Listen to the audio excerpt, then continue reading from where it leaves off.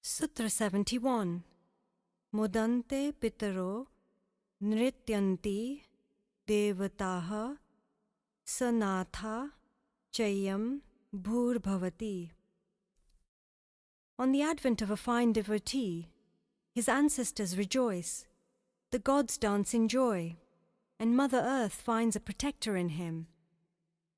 The word pitar refers to one's living parents, as well as one's deceased ancestors.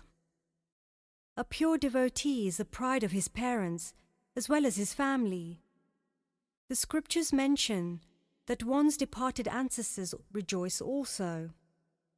They celebrate the advent of a pure devotee in the family because he can perform rituals that can absolve the results of offences committed by his predecessors. These negative results can prevent liberation for the soul.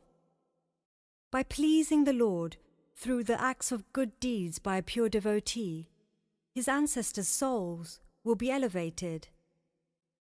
The Lord said to Prahlad, "Because of your birth in this dynasty, your wicked father has been cleansed of all sin. What to speak of him? If you had 21 generations of ancestors, they would all have been purified as well.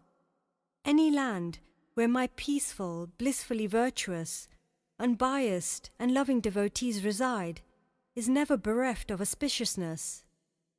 Srimad Bhagavatam 7.10.18-19.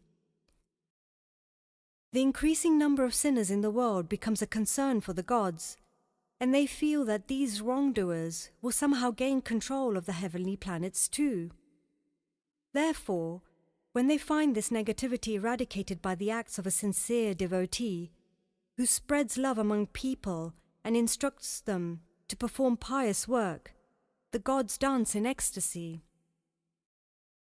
Any person who takes a birth acquires 3 types of debts. Debts from ancient sages, ancestors and gods. These debts can be repaid by following a number of rituals, which are revealed by the scriptures. If an aspirant gives up the rituals in favour of pure devotion to the Lord, he can overcome his debts, because all the gods, sages and ancestors are a part of him. A devotee who forsakes the shelter of prescribed action and takes singular refuge of Krishna, the nurturer of those who receive his shelter, owes nothing to the gods, the sages, other beings, family, friends, guests, mankind, or his ancestors. He is no one else's servant, and is not answerable to anyone else. Srimad Bhagavatam 11.5.41. When the Lord's beloved devotee takes birth, the world receives a saviour, because an elevated soul tries to preserve nature, as well as the planet.